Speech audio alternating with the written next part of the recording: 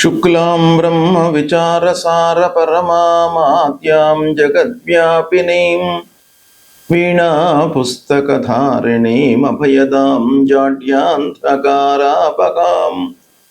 हस्ते स्फाटिकमालिकां विदधतीं पद्मासने संस्थितां वन्दे तां परमेश्वरीं भगवतीं बुद्धिप्रदां शारदां। श्री महागणाधिपतये नमः। श्री महासरस्वत्यै नमः। श्री गुरुभ्यो नमः। రవి గోచారము అత్యంత ప్రాధాన్యతను సంచరించుకున్నటువంటి సంచారము. అంటే సూర్య భగవానుడి యొక్క సంచారము ఏ రాశిలో సంచరిస్తూ ఉన్నాడు, తదనుగుణంగా ఏ స్థానంలోకి వెళుతూ ఉన్నాడు ద్వాదశ రాశుల వారికి అనేటువంటి విషయాన్ని మనము తెలుసుకొని తద్వారా ఎలాంటి ఫలితాలు ఉండబోతాయి, ఎలాంటి ఫలితాలు ఈ రాశులలో జన్మించినటువంటి వారికి కలుగుతాయి అనేటువంటి విషయం తెలుసుకుందాం. 16 జూలై 2026 రాత్రి 11:38 నుండి 17 ఆగస్టు 2026 ఉదయం 7:58 మధ్యకాలంలో సూర్యుడు కర్కాటక రాశిలో సంచరిస్తున్నాడు. ఈ కర్కాటక రాశి సూర్య భగవానుడికి మిత్రక్షేత్రమవుతుంది. అంటే సూర్యుడు మిత్రక్షేత్రంలో సంచరిస్తూ ఉన్నాడు. ఈ సంచారము 12 రాశుల వారికి ఎలాంటి ఫలితాలను ఇస్తుంది, ఏ కార్నర్స్లో మనకు మంచి ఫలితాలు ఉంటాయి, ఏ విషయాలలో ప్రతికూలమైనటువంటి ఫలితాలు ఉంటాయి అనేటువంటి విషయాన్ని మనము తెలుసుకుందాం. కర్కాటక రాశి వారికి రవి గోచారము అంటే సూర్య భగవానుడు 16 జూలై 2026 నుండి 17 ఆగస్టు 2026 మధ్యకాలంలో కర్కాటక రాశిలో మిత్రక్షేత్రంలో సంచరిస్తున్నాడు.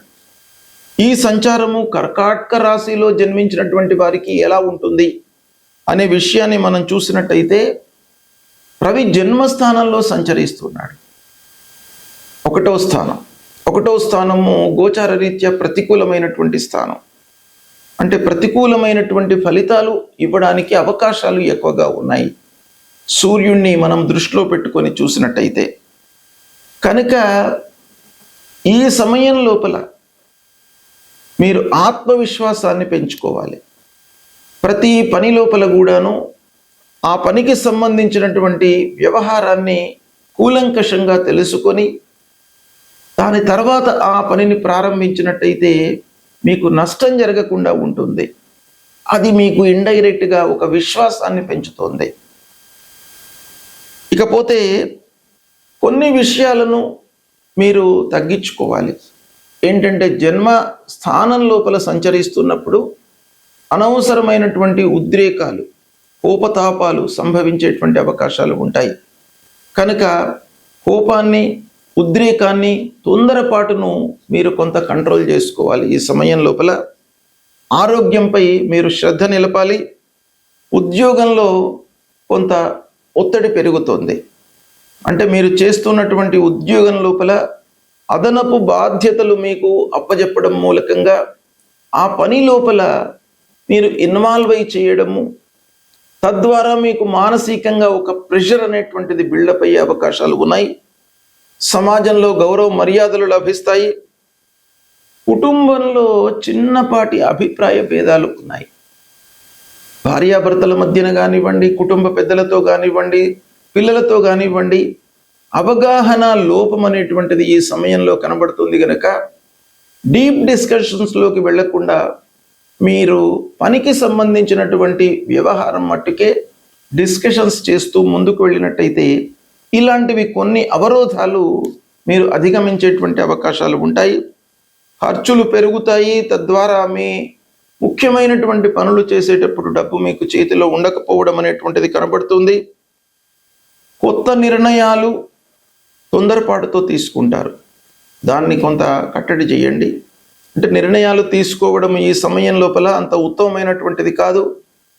అత్యవసరమైనటువంటి నిర్ణయాలు ఏవైనా ఉన్నట్టయితే వాటిని మట్టుకే మీరు హ్యాండిల్ చేయండి. లేని విషయాలను ఒకవేళ సమయం ఉన్నట్టయితే దాన్ని వాయిదా వేసుకొని దాని తర్వాత మళ్ళీ మనము నిర్ణయాలు తీసుకోవడం మంచిది. వ్యాపారస్తులకు ఓవరాల్గా మిశ్రమ ఫలితాలు కనబడుతున్నాయి. చేతిలో ఉన్నటువంటి వ్యాపారం మట్టుకు కొనసాగుతుంది. కొత్త వ్యాపారాన్ని పోస్ట్పోన్ చేసుకోండి. తల్లిదండ్రుల యొక్క ఆరోగ్యంపై శ్రద్ధ నిలపండి. ఇక ఆధ్యాత్మికంగా మీకు బాగా పెరుగుతుంది ఈ సమయం లోపల. అంటే ఒక భావన మీ లోపల కలుగుతుంది. కొత్త పరిచయాలు ఏర్పడతాయి. తద్వారా కొన్ని మంచి పనులు కూడాను పూర్తి అవుతాయి. మానసిక ఆందోళన ఈ సమయం లోపల బాగా డెవలప్ అయ్యేటువంటి అవకాశాలు ఉన్నాయి. కాబట్టి దాన్ని కట్టడి చేసుకోండి. ఇకపోతే ఓవరాల్గా ఈ కర్కాటక రాశిలో సూర్య భగవానుడు సంచరిస్తున్నటువంటి సమయం లోపల మీకు ప్రతికూలమైనటువంటి ఫలితాలే ఎక్కువగా కనబడుతున్నాయి. మిత్రస్థానంలో సంచరిస్తున్నాడు కనుక ఒక పాళ్ళు అంటే ఒక 25% మీకు మంచి జరిగేటువంటి అవకాశము ఉంది. దాన్ని సద్వినియోగపరచుకోండి. రవి సంచారము చాలా ప్రభావాన్ని చూపించేటువంటి అంశం. కాబట్టి సూర్యుడు ఏ స్థానంలో సంచరిస్తున్నాడు, అనుకూలమైనటువంటి స్థానంలో ఉన్నాడా, ప్రతికూలమైనటువంటి స్థానంలో సంచరిస్తున్నాడా, మిత్రక్షేత్రంలో ఉన్నాడా, శత్రుక్షేత్రంలో ఉన్నాడా, తర్వాత జన్మ సమయంలో సూర్యుడు ఎలా ఉన్నాడు, జన్మ సమయంలో శత్రుస్థానంలో ఉన్నాడా, మిత్రస్థానంలో ఉన్నాడా, జన్మ సమయంలో సూర్యుడు ఉన్నటువంటి స్థానానికి ఎలాంటి అష్టక వర్గు పాయింట్స్ ఉన్నాయి, ఇప్పుడు సంచరిస్తున్నటువంటి సూర్యుడు ఎన్ని పాయింట్స్తో ఉన్నాడు అష్టక వర్గులో, ఇలాంటి ఎన్నెన్నో విషయాలపై సూర్యుడి యొక్క సంచారము తదనుగుణంగా ఫలితాలు అనేటువంటివి ఉంటాయి.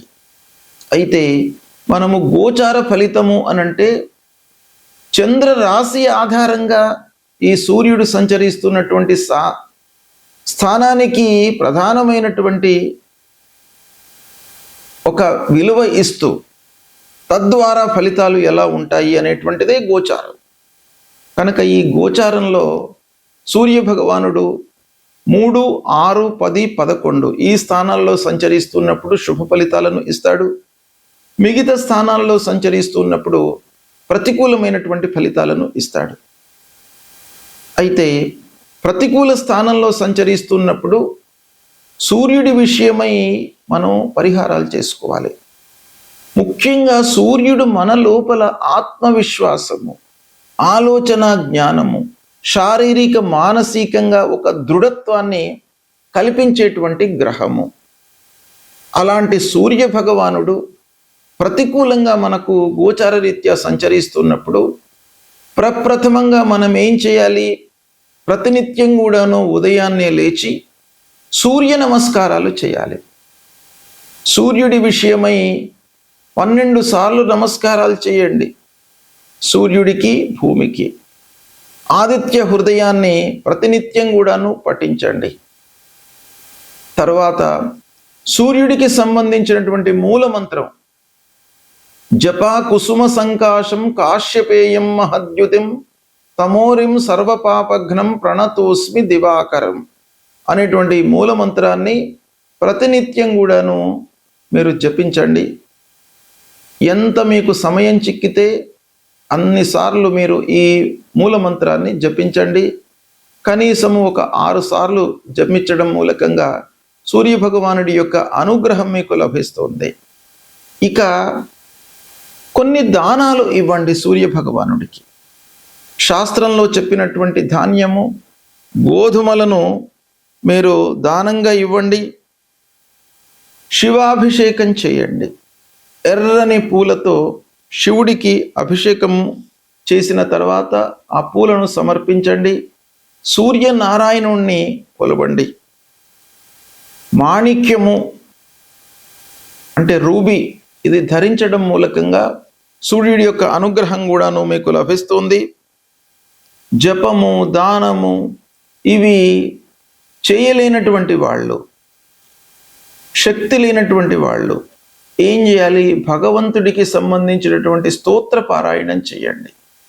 సూర్యుడికి సంబంధించినటువంటి స్తోత్రం ఆదిత్య హృదయము ప్రధానంగా మీకు బాగా ఉపయోగపడుతుంది. దీన్ని ప్రతినిత్యం కూడాను మీరు పఠించండి. ఆ భగవంతుడి యొక్క అనుగ్రహం లభిస్తుంది. శారీరక మానసిక ఇబ్బందులన్నీ కూడాను దూరమవుతాయి. మీ లోపల ఆత్మవిశ్వాసాన్ని కలిగిస్తాడు సూర్య భగవానుడు. ఇది మీరు చేయండి, సత్ఫలితాలను పొందుతారు. శుభం.